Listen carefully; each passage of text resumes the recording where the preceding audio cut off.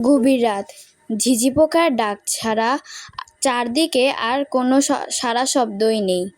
এরকম পরিস্থিতিতে আবুল ব্যাপারী হাজির হয়েছে এক নারিকেল বাগানের সামনে। উদ্দেশ্য নারিকেল চুরি করা।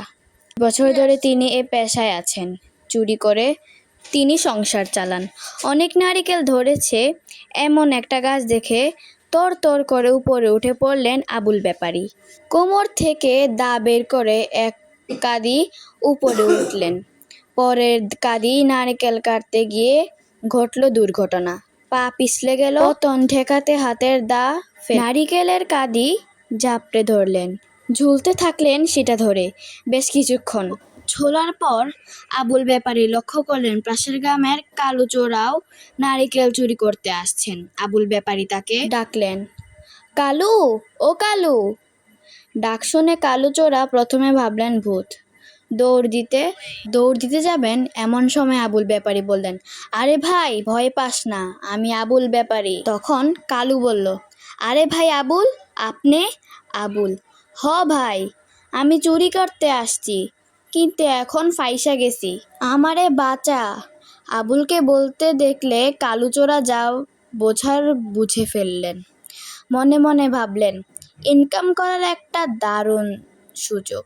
তিনি বললেন, বাঁচাতে পারি, তবে এক শর্তে। আবুল, আমি যে কোনো শর্ত মানতে রাজি। বলো কি শর্ত? কালু, আমারে নগদ 500 টাকা দেওয়া লাগবে। আবুল, আচ্ছা দিব, তাড়াতাড়ি বাঁচা। কালু চোরা দেরি করলেন না। আবুল যে গাছে ঝুলছেন সেই গাছে বেয়ে উপরে উঠতে থাকলো। জায়গা মতো পৌঁছে যায় না। আবুলের পা ধরে গাছের দিকে আনতে চেষ্টা করলেন। অমনি কালুর পাও পিছলে গেল। পতন ঠেকাতে তিনি আবুলের পা ঝাপড়ে ধরলেন। ঝুলতে থাকলেন সেটা ধরে।